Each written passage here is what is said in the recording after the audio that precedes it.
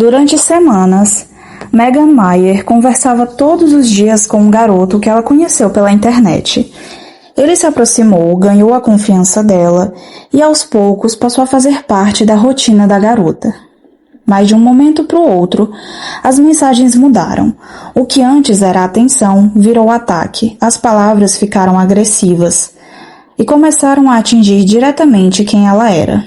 Pouco tempo depois disso, Megan morreria, e só então descobriram que o garoto com quem ela conversava, na verdade, nunca existiu.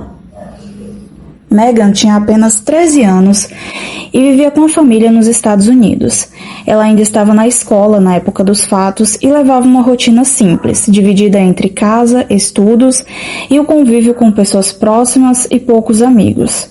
Naquele momento da vida, ela já lidava com questões emocionais importantes, incluindo ansiedade e dificuldades com autoestima, algo que era acompanhado pela família. Ela já fazia também tratamento psicológico, pois já tinha atentado contra sua própria vida antes.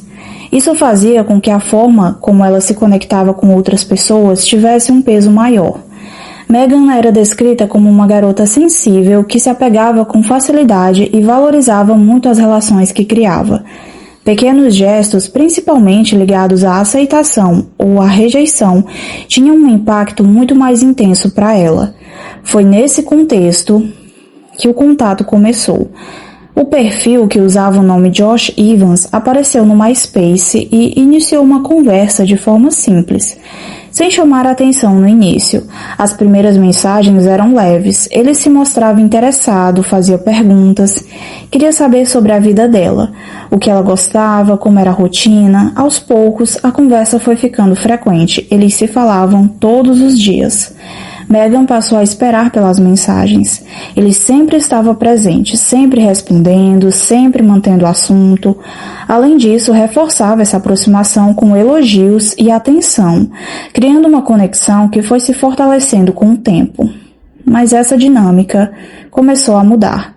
Em pouco tempo, o comportamento dele ficou diferente. As respostas ficaram mais curtas, mais frias, e o tom das conversas já não era o mesmo. O que antes era proximidade começou a se transformar em distância.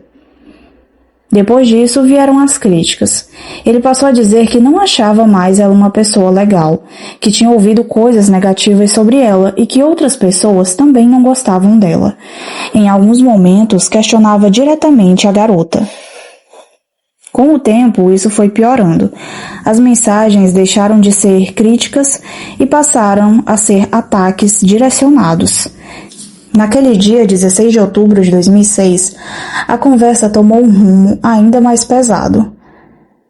Ele chegou a dizer, naquela última conversa, que o mundo seria um lugar melhor sem a Megan.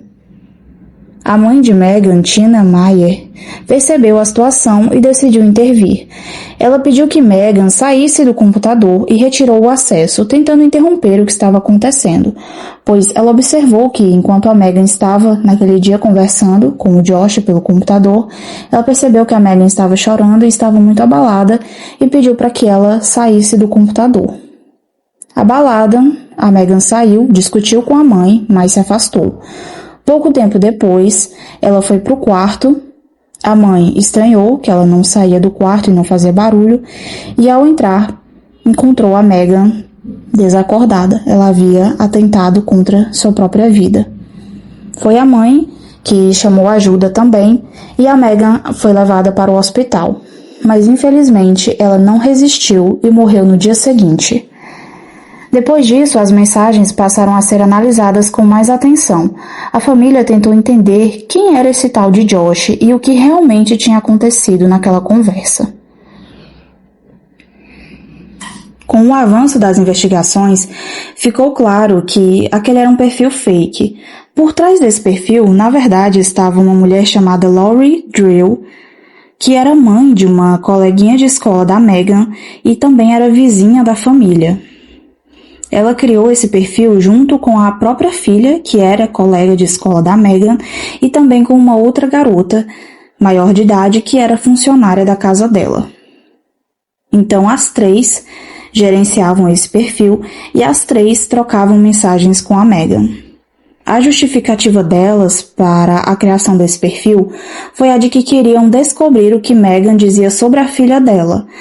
Mas havia também um histórico de conflitos entre as adolescentes, o que levantava a possibilidade de que aquela aproximação não era por curiosidade.